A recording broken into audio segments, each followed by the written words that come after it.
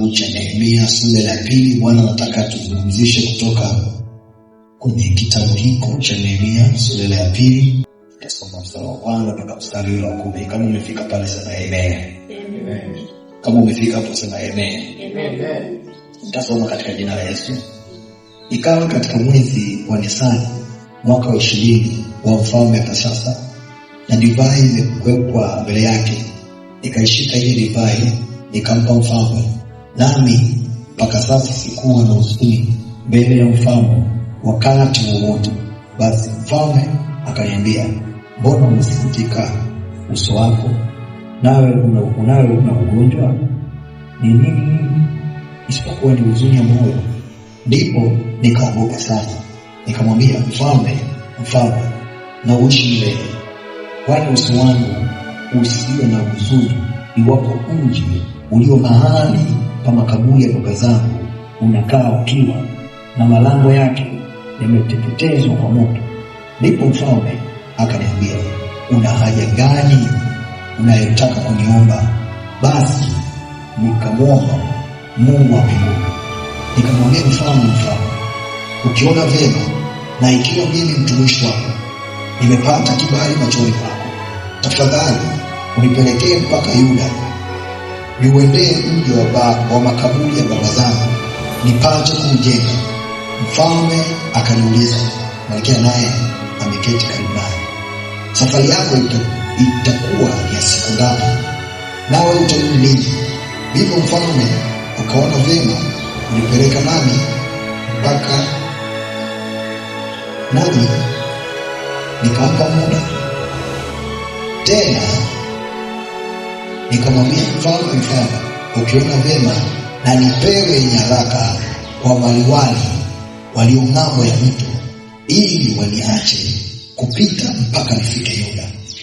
Nikapewa waraka kwa Asafu mwenye kuutunza mwitu wa mfalme, ili nipate miti ya kufanyizia boriti kwa malango ya ngome ya nyumba na kwa kuta wa mji na kwa nyumba ya ile nitakayoingia mimi. Naye mfalme akanipa mkono mwema wa Mungu wangu ulivyokuwa juu yangu. Ndipo nikafika kwa maliwali wa ng'ambo ya mito, nikawapa hizo nyaraka za mfalme. Naye mfalme alikuwa amepeleka maakida wa jeshi lake wapanda farasi pamoja nami. Hata Sanbalati Mholoni na Tobia mtumishi wake Mwaroni waliposikia habari hizi ziliwahuzunisha sana, kwa kuwa wamekuja watu kuwatakia heri wana wa Israeli. Baba, ninakushukuru kwa maneno haya ambayo kupitia maneno haya unataka Bwana kutujenga nafsi zetu, kutupa nguvu na akili na ufahamu kwa ajili ya mambo ambayo Bwana unatupa kila siku kwenye ufalme wako. Asante kwa ajili ya maneno haya, asante kwa ajili ya neno lako lifanyike uzima na afya kwenye nafsi za watu wako, ili lile uliokusudia likatimie, katika jina la Baba, jina la Mwana na Roho.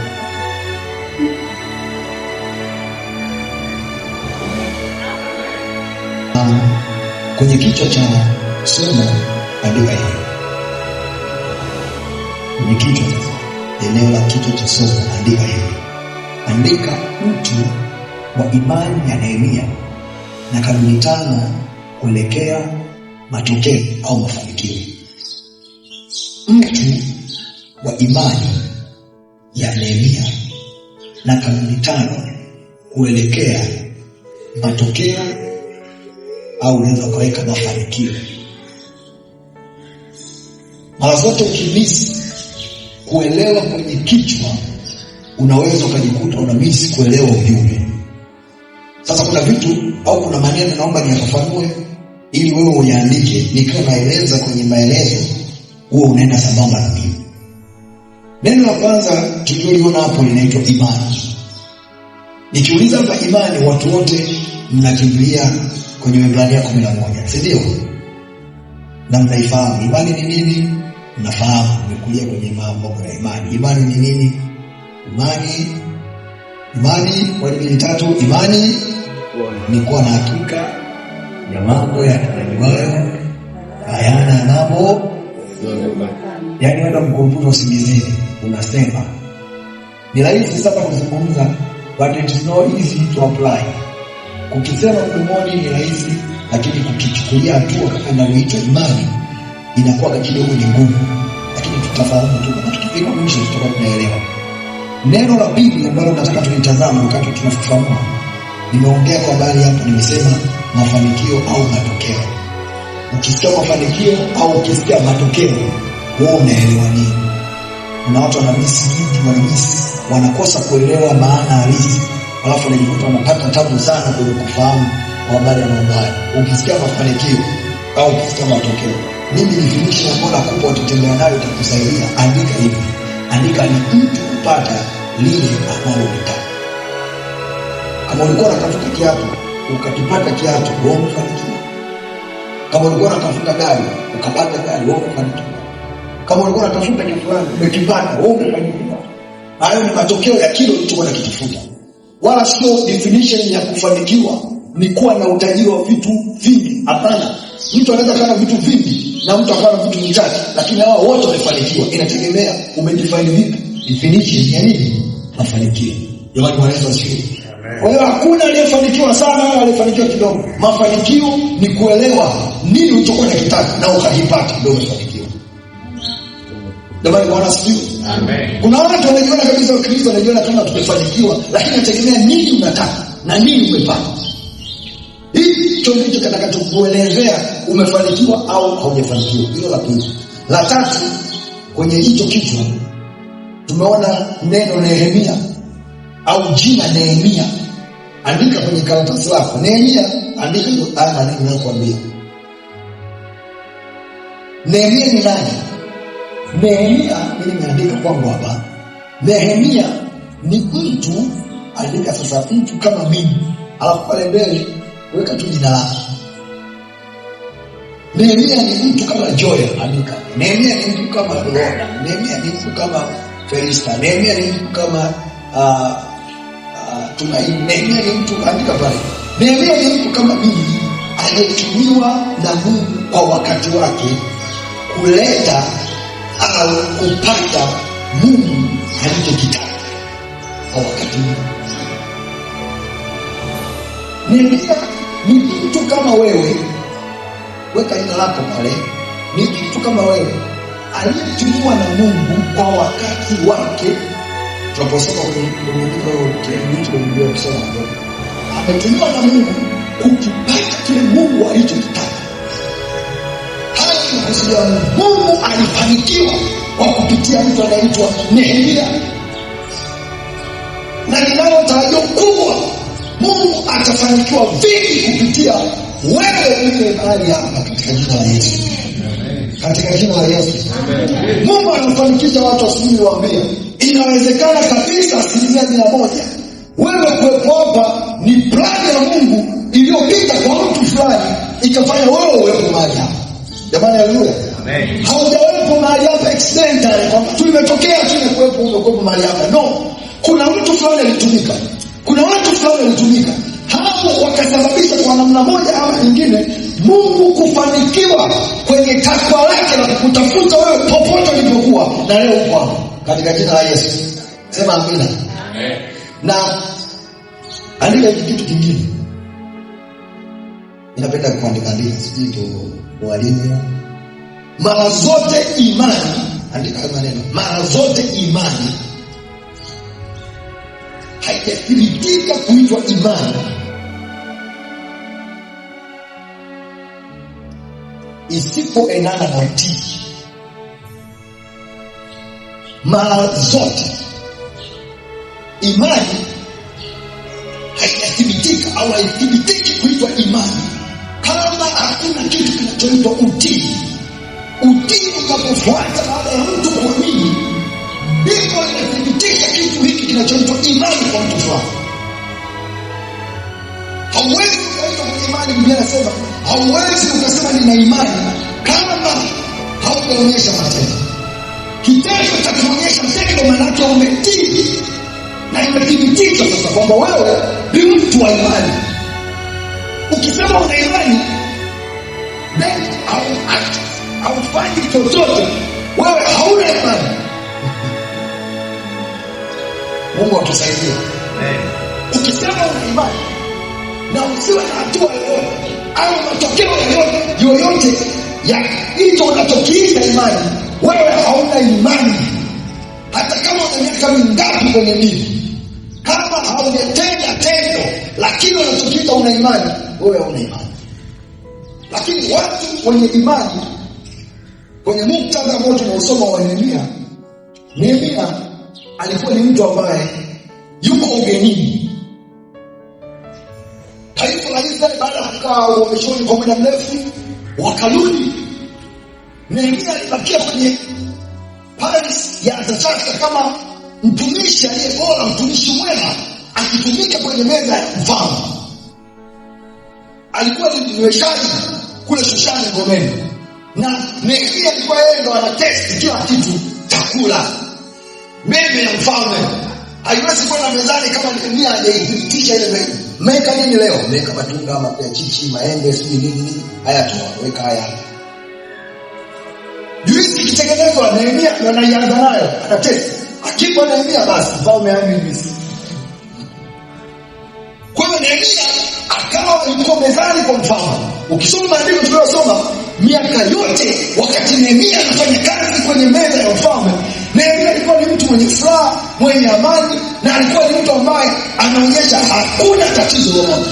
Lakini ukisoma kwenye sura ya kwanza, Biblia inasema Nehemia alipopata taarifa, alipopata habari ya nyumbani kwake, kwamba makaburi ya nyumbani kwake yamebaki ukiwa, ukuta wa Yerusalemu umeanguka, Nehemia ile habari iliubeba moyo wake. Moyo wa Nehemia ukabadilika. Sura ya Nehemia ikabeba na huzuni kwa kile alichokisikia. Mimi sijui wewe Mkristo unaposikia habari ya ndugu zako, moyo wako unakaa. Maana tunatofautiana, lakini nataka nikusaidie katika jina la Yesu. Unaposikia habari za Wakristo wenzako, moyo wako lazima ulibebe ile jambo kwa mzigo kama Nehemia alichokifanya. Biblia inasema Nehemia aliposikia, mara kadha wa kadha, sura ya kwanza, alikuwa anaingia magotini kwa Mungu, analia, analibeba ile jambo, analiombea, anaomba akafute kupata namna ya kuweza kufanya. Na ndivyo kilichotokea. Nehemia baada ya kuhangaika kwa muda mrefu, siku moja anaenda mezani kwa mfalme, anapeleka divai kwa mfalme. Nehemia anajaribu kujikaza, anajaribu kujizuia, anajaribu asionyeshe kwamba anasononeka moyoni, anajaribu ajibaraguze kisoma, anasema kwamba ni yuko tu sawa. Lakini kwa sababu ya mzigo wa kitu alichokibeba, Nehemia ikaonyesha tu sura yake haiko sawa sawa. Mfalme akamwambia Nehemia, siku zote wewe ukinihudumia na kufahamu, lakini leo Nehemia una tatizo, una kitu wewe. Sikiliza, ukisoma maandiko yanasema Nehemia akaogopa sana. Kwa nini aliogopa?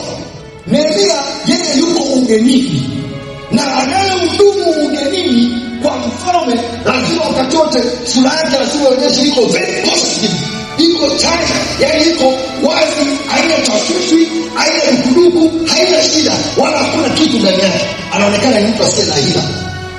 Lakini mtu yoyote anaonekana ana hila na sura yake haiko sawa sawa, huyo hana nafasi ya kufanya kazi mahali kwa mfalme, kwa sababu inawezekana kuna dili inachezeka.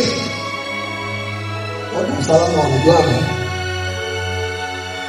Wakati mwingine wana haja kuuliza maswali na kuangalia tu na wewe kuna vitu unataka kufanya.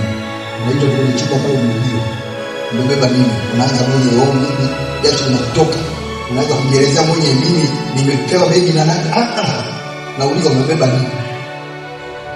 Unahangaika. Kwa hiyo kwa sifa iliyoonyesha Nehemia kwa wakati ule, haikumstahili kusimama mbele ya mfalme na kumhudumia. Alistahili auawe kwa sababu kuna kitu kinachezeka.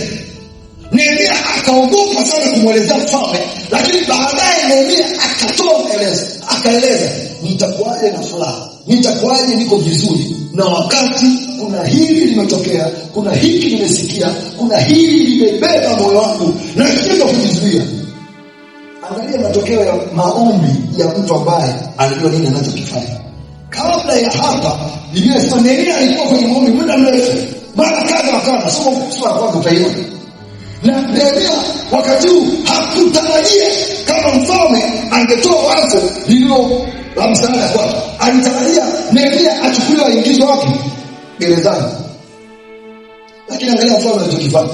Alimwambia Nehemia, niambie nini tatizo? Nehemia anaelezea kuna hiki na hiki na hiki. Alafu mfalme anamwambia sema unachokitaka chochote kile, alafu mimi nitakusaidia na unachotaka. Nehemia akaeleza, mfalme akakubaliana na maelezo ya Nehemia.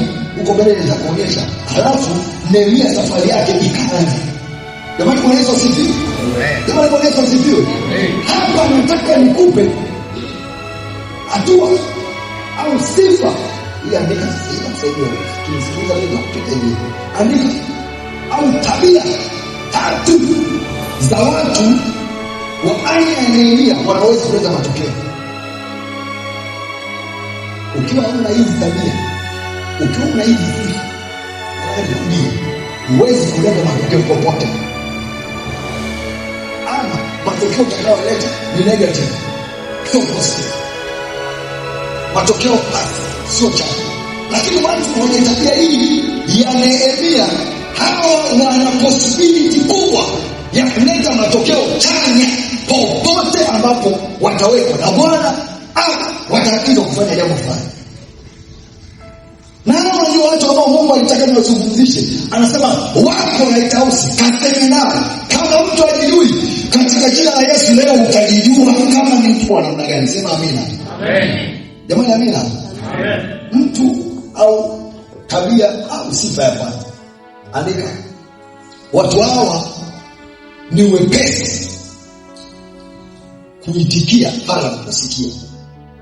Kuna nyuma nilikwambia imani yoyote haithibitiki kama haijaambatana na kitu kinachoitwa utii. Utii ni hatua inayochukuliwa baada ya mtu kusikia. Jamani, amina. Jamani, amina. Biblia unapozungumza habari ya utii, unaweza kusema kuna mimi ni mtii sana, mimi ni imani kubwa sana. Sikiliza, utii Biblia inazungumzia ni kile kitendo cha mtu kusikia kwa habari ya Mungu anataka nini, na mtu huyo anaingia kwenye kitendo, anatenda. Jamani, amina. Huo ndio utii. Kama unasikia tu alafu hakuna chochote unachochukua hatua, wewe tunakuondoa tu kwenye eneo la imani, tutakwambia ni msikivu tu mzuri. Tunasikia lazima ni msikivu sana.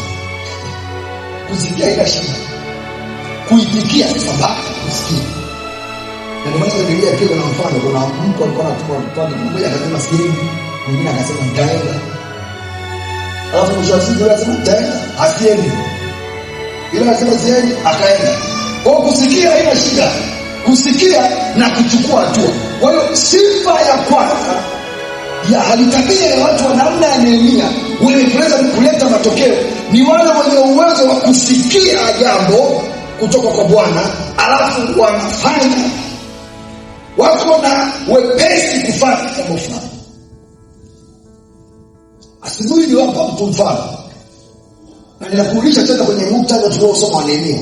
Nehemia baada ya kusikia kwa habari ya nyumbani kwao kunaharibika, makaburi yanakaa kwenye namna ya ukiwa na kuta za Yerusalemu zinaanguka, Nehemia kwa haraka akaingia magotini.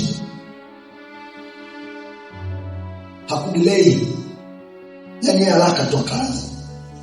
Nimesikia hii inaingia, ameanza kwa huyu ni mtu mwenye imani. Jamani, amina. Jamani, amina. Lakini niomba tu mfano asubuhi, nikamwambia sikiliza, angalieni Daudi. Daudi alikuwa anaenda kwenye uwanja wa vita kupeleka chakula kwa ajili ya kaka zake, lakini Alipofika kule akaona maaskari wanajeshi wanaoaminiwa na taifa wanaogopa, wanajificha. Akaenda kwenye kundi la kwanza akauliza, mbona kama selewe? Si wanja wapita kidogo na kama. Yana kaa. Mjini hapo bwana. Mjamaa mmoja anakaa. Yule jamaa akinyanyuka hivi. Hapo panachafuka. Askari wote wanakimbia. Ndio maana tunatosheleza sana. Kutoka kwenye kundi hili. Kuna jamaa mmoja anatoka kule. Kutoka pale. Askari wote wanakimbia. Huyo jamaa ndo nani? Mbona nyinyi ni wanajeshi wa nini? Akasema jamaa anaitwa Goliath. Huyo jamaa ana experience ya vita. Yaani ile jamaa linapiga, linaua, hakuna ambaye anaweza kumfanya chochote. Daudi akulizisha sana hayo.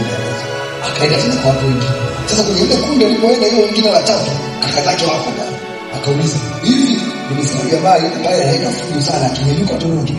Hivi kama ikitokea mtu amemshusha ile jamaa, nini kinatokea? Akasema yaani mfano umekandaga bonge la dawa, kwanza atampa ndugu yake. Alafu atampa na utajiri wa vitu. Kaka zake akasikia Daudi anaambia, Daudi sikiliza. Daudi, wewe umeleta hapa ubwabwa. Chukua mochokoti yako enda nyumbani. Kazi hapa haikuhusu. Yule akasema nimekutetea time. Akaondoka, akaenda kwa nani? Kwa mfalme. Kama mfalme nimesikia huko amekuelezea. Kwanza kuna mtu anatoka pale. Kanipigia kelele asikia askari kukimbia. Alafu nimesikia mtangaza nao. Sasa mimi hapa nataka nifanye nini? Niingie vitani. Mfalme kamwangalia na kumshusha kumwangalia Daudi huyu. Anajielewa kweli huyu. Mfalme akaanza toka kafiri huko. Akavua mavazi yake ya vita. Akampa Daudi. Kapigana. Wewe ni msomaji wa Biblia. Kwani Goliath iliishia wapi? Goliath iliishia wapi? Watu wenye imani wanaposikia, wanaingia, wana act, wanafanya kwa kadri ambavyo vile imani inawaambia, na mwisho wa siku tunayaona matokeo ambayo tunayatafuta katika jina la Yesu.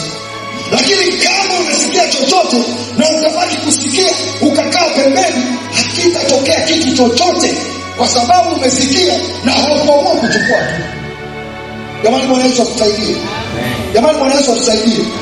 Na hizi ndizo sifa. Ya pili, ya kwanza tunasikia na yake yanatokea. Ya pili, watu wao ni wabadilisha mazingira. Watu hao ni watu wepesi kubadilisha mazingira. Akienda popote, yeye anatumia hisia. Akienda popote, yeye anatumia maelezo tu ya watu. Akienda popote, kinachomsukuma kuleta matokeo ama mabadiliko ni kwa sababu anaamini nikifanya jambo fulani litatokea. Jamani, amina. Imani sio ya kuizungumza tu. Imani ni kutokea matokeo ambayo yanaziandana. Jamani, haleluya. Anaposema kwamba mtu wangu ataishi kwa imani, naye akisita sina furaha naye, hii inamaanisha wazi kabisa Mungu anatarajia mambo makubwa yatoke kwako, lakini kwa sababu wewe umeshindwa kutoa hiyo nafasi, kuna vitu mpaka leo havijatokea na hatatokeza Mungu kufanya. Mungu amekuweka wewe Nehemia leo katika jina la Yesu. Naomba nisikie mtu anasema amina. Mungu amekuweka wewe Nehemia leo katika jina la Yesu. Kwa sababu unachokiamini Mungu, chochote ambacho anataka kukifanya, anasema wewe unao uwezo wa kufanya. Nikuulize kwenye Biblia, Yesu alisema mimi ninaondoka. Si ndio? Lakini kazi hizo nilizozifanya, ninyi mtafanya nini? Mtazifanya. Tena Bwana akaongeza akasema, naam, nakubwa kuliko nani anayetakiwa kufanya. Ni wewe unayetakiwa kufanya mbele ya leo. Yeye Mungu yupo kazi yake ni kufacilitate. Naona mtu ambaye anajielewa kwa ufahamu, naona mtu ambaye amebeba imani, huyo ni mleta matokeo kwa jina la Yesu. Hatutembei na imani kwa kuisoma tu. Tunatembea imani kwa kufanya application. Wakati mwingine ni ngumu, hata si kueleweka, lakini unafanya.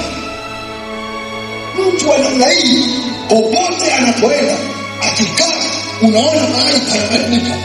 Kama kuna mahali palikuwa panataka kufa, unaanza kuona kuna kifutiki kinatokea.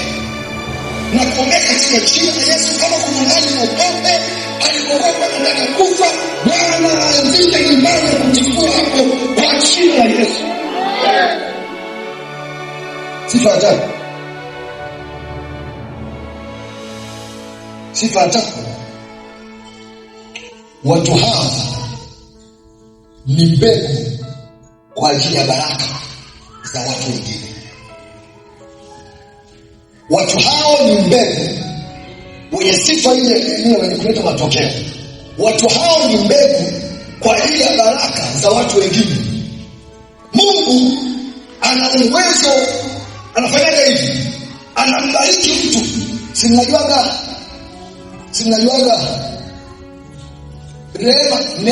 neema za Mungu.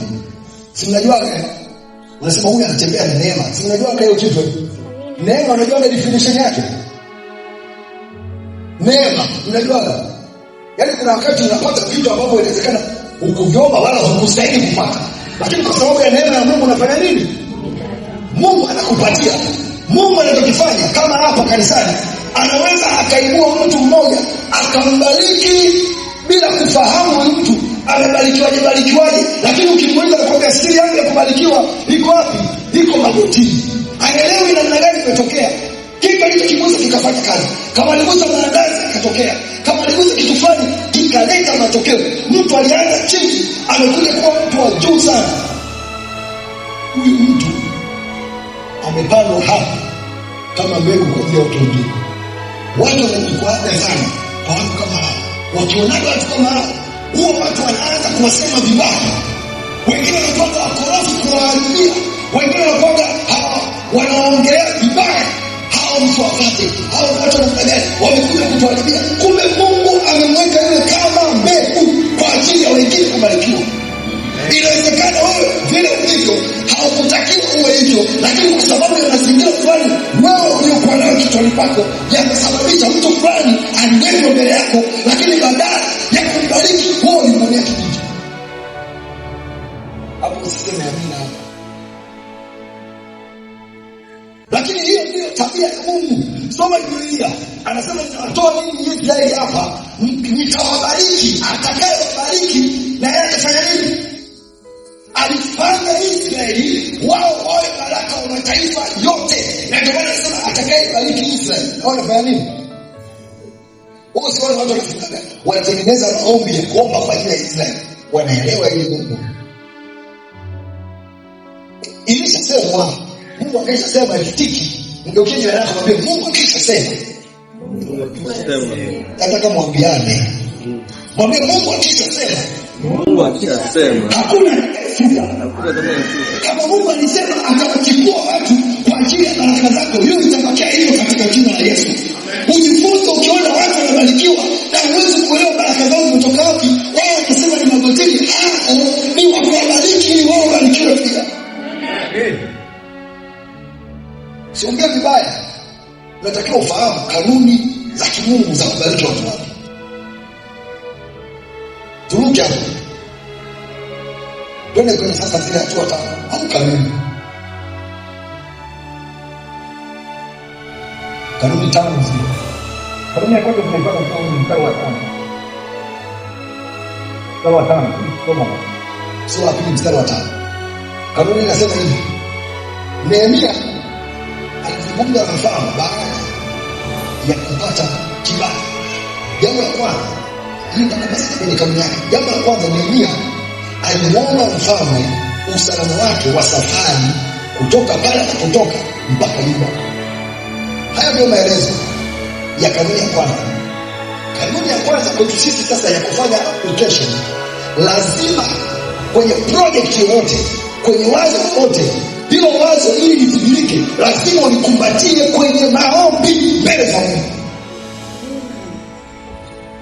Yaani lazima ulipeke mbele za Mungu kama lilivyo, na umwambie Bwana, ninahitaji kuvuka, haijalishi gharama ya hili jambo, lakini ninachoamini hiki kitu kitatokea katika jina la Yesu. Ninaliweka mikononi mwako, najua Mungu litatokea. mambo mangapi? Na mwaka huu uliandika. Wakati tunaanza mwaka tuliandika project zetu za mwaka. Tuliandika vitu tunavyotaka kufanya kwenye mwaka. Lakini vingapi tumeviatamia kwenye maombi? Vingapi kumwambia Bwana nataka hili litokee? Au kwa sababu unafikiri una fedha au una experience ya kuweza kusababisha kutokea? Nataka nikwambie matokeo yetu hayatokani na pesa tulizonazo, matokeo yetu hayatokani na experience tulizonayo, bali kwa Baba aliyetuumba mwenye kuleta majibu ya kila kitu. Yaani kuna watu wana experience, kuna watu wana uwezo, kuna watu wana pesa, alafu kuna wakati unafuata ukiambia mama anasema hata watu mmoja hapa ndugu yangu sasa hivi ninapita kwa wakati mgumu sana, lakini ukitegemea kusema kutoka kwake kwa sababu ya uwezo ulio nao. Kutimilika kwa mambo yetu hakutimiliki kwa sababu tunafahamu, tunatimilika mambo yetu kwa sababu jambo lile tumeliatamia. Nataka nikuombee katika jina la Yesu, kama una jambo lako rudi kwa goti, hili lazima litoke kwa jina la Yesu. Ndivyo nilifanya Nehemia.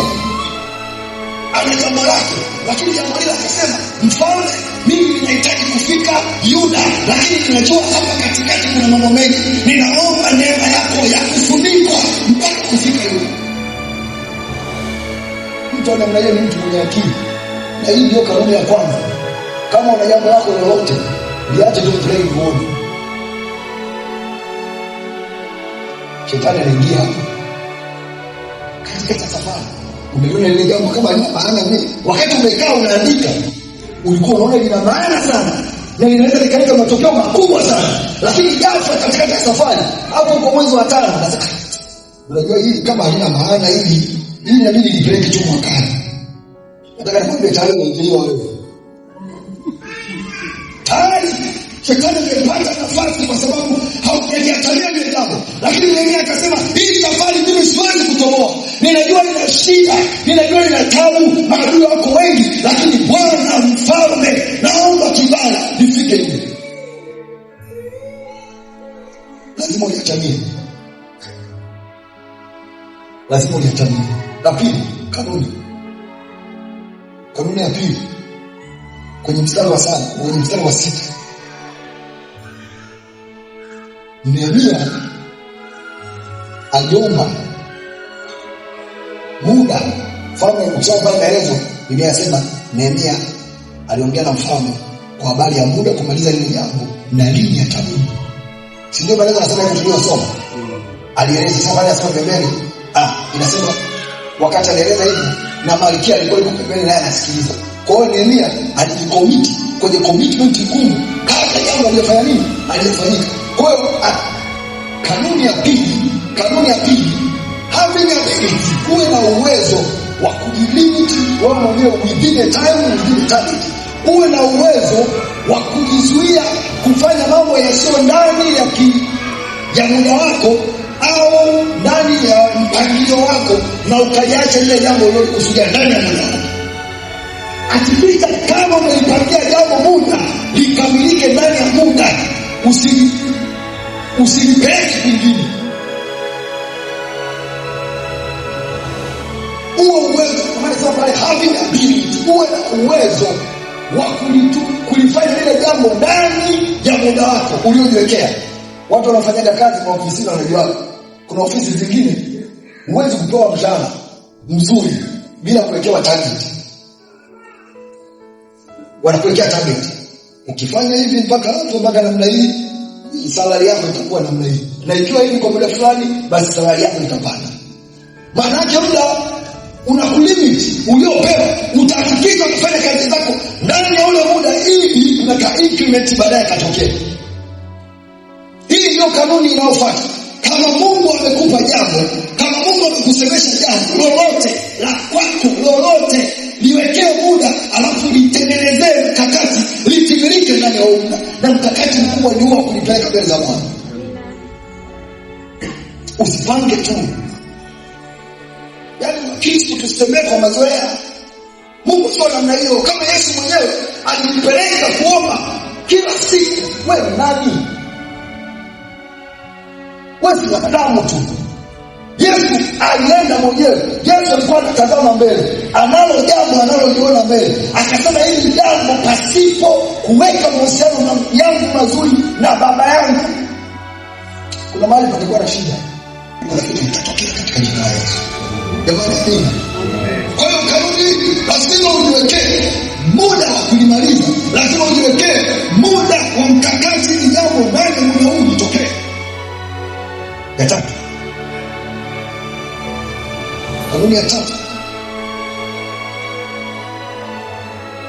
sawa sana. Nehemia aliomba kwa mfalme nyaraka za kutokuzuiliwa na yoyote ama chochote katika safari yake.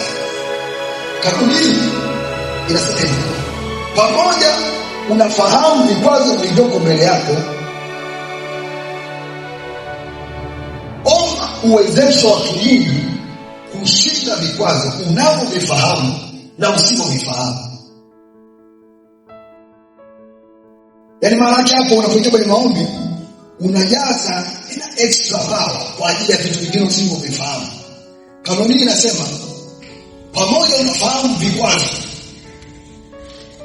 vya jambo fulani unataka kitokee, wakati huo omba nguvu ya Mungu yenye kukuwezesha kushinda hivyo vikwazo na nguvu kukuwezesha kushinda vikwazo vile usivyovifahamu.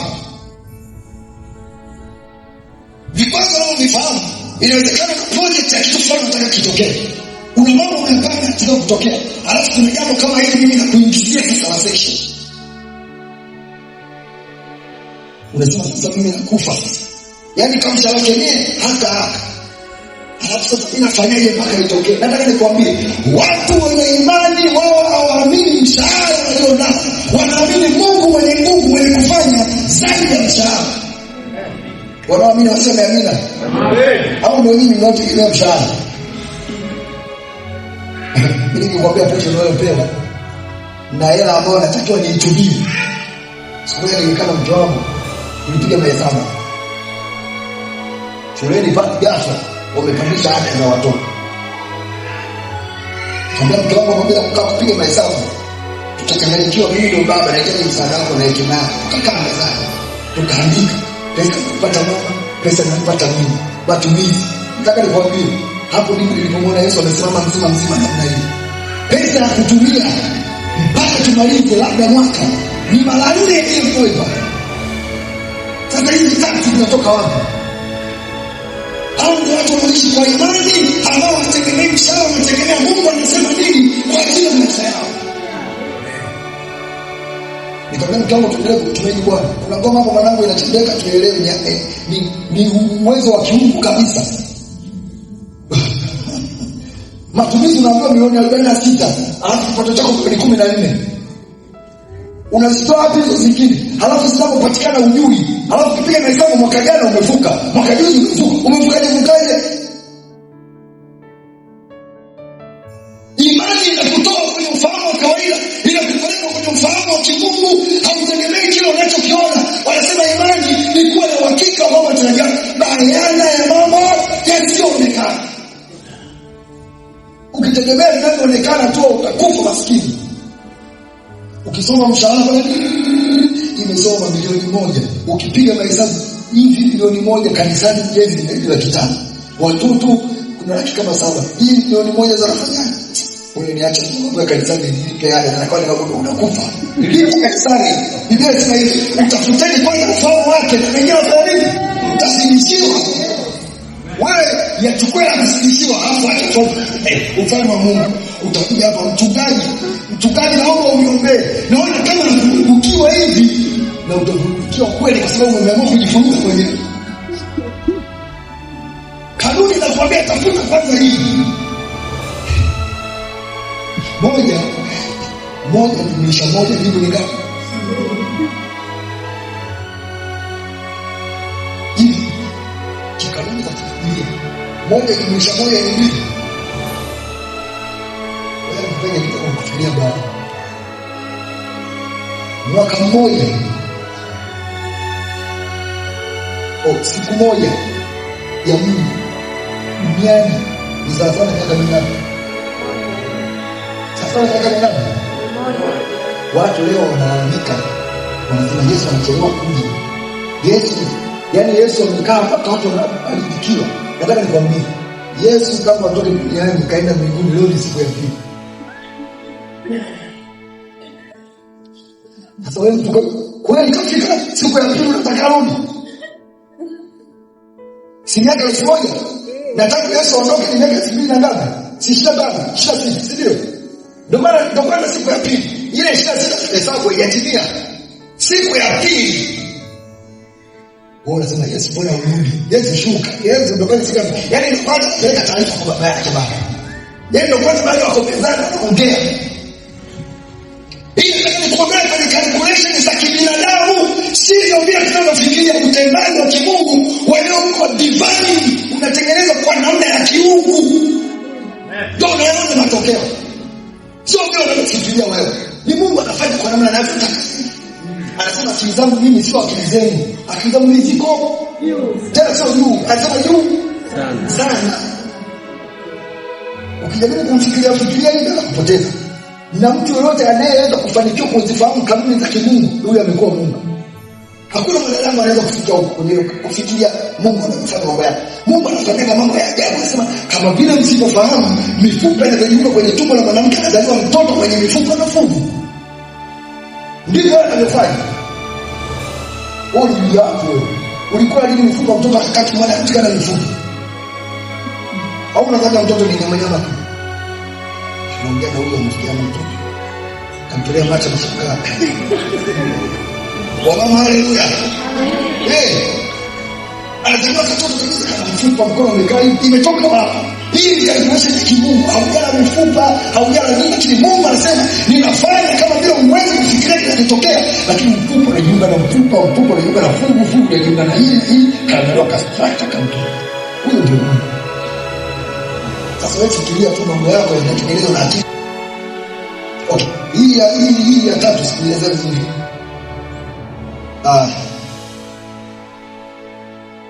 Kuna vikwazo kulizia.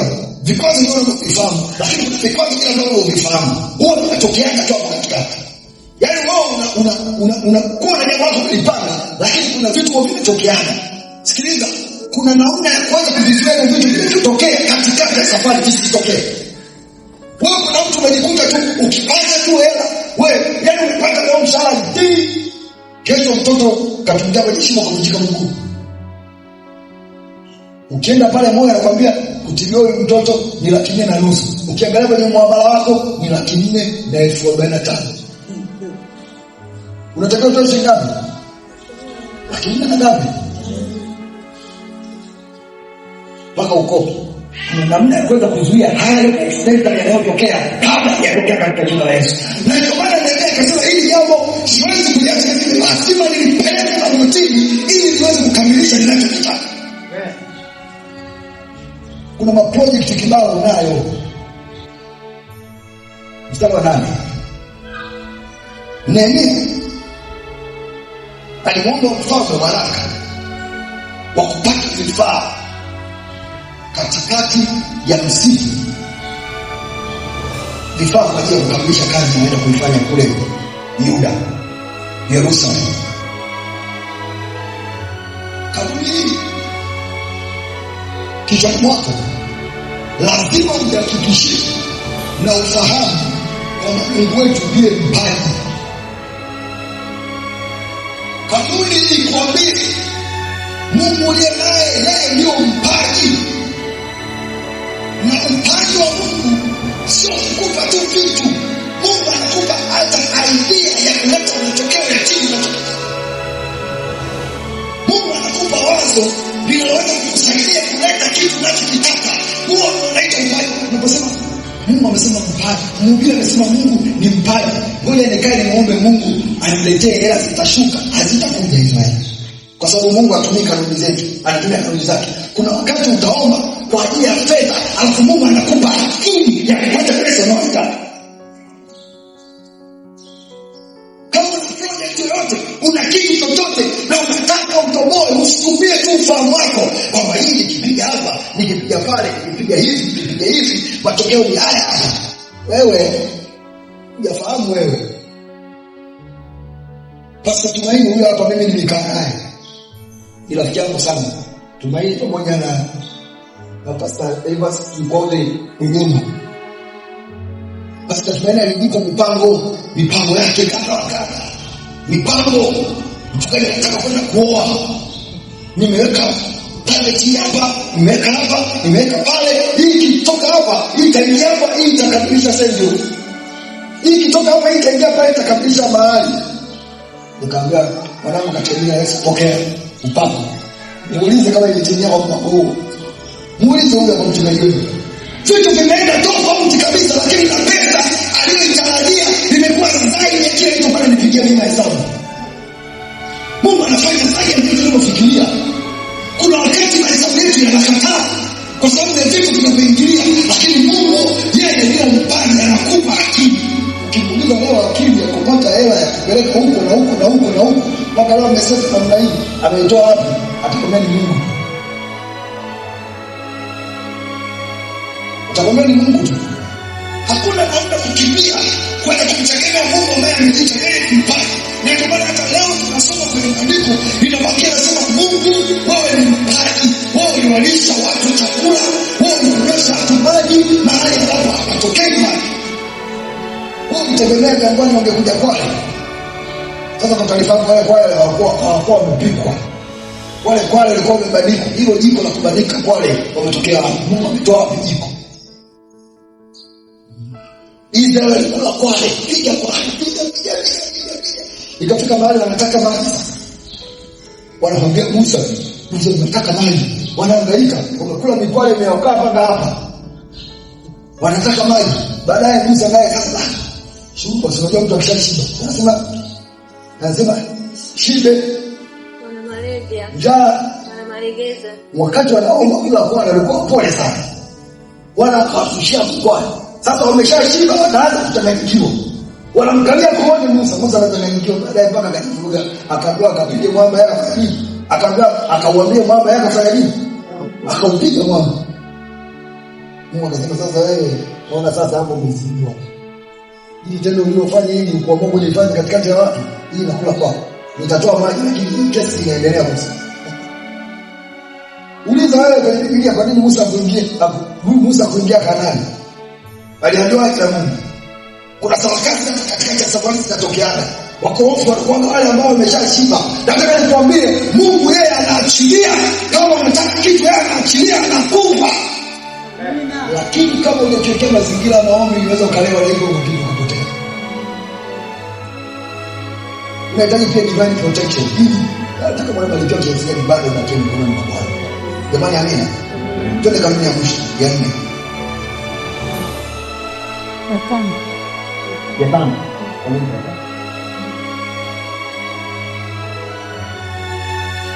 Kanuni 5. Usoni Nehemia alifika nyumbani na bado anaeleza kumsaidia na bado akakutana na upinzani wa kina Tobia na kina Sanbalati. Halafu pale mbele weka andiko, nimelipata andiko wakati na andao ni Bwana akanipa ile andiko jingine tena la Warumi sura ya 8:37. Kama unaweza kutusaidia kuweka hii, weka tusome wote. Lakini katika mambo yote tunashika na zaidi ya kupinga kwa yeye aliyenifikia. Askari kama unalala au unataka kufumba macho, ile kunduki ile inakaba. Ile kama unalizungusha kwa mkononi. Mara moja au mara mbili afu unalala. Nishikilie au umeweka huko au umeweka hapa. Mtu yote kija kwa sababu adui cha kwanza anachofanya kufanya nini? Kukunyang'anya silaha. Mtu yote anapotaka kukunyang'anya ile silaha hawezi kukunyang'anya kwa sababu mkononi una nini? Umezungusha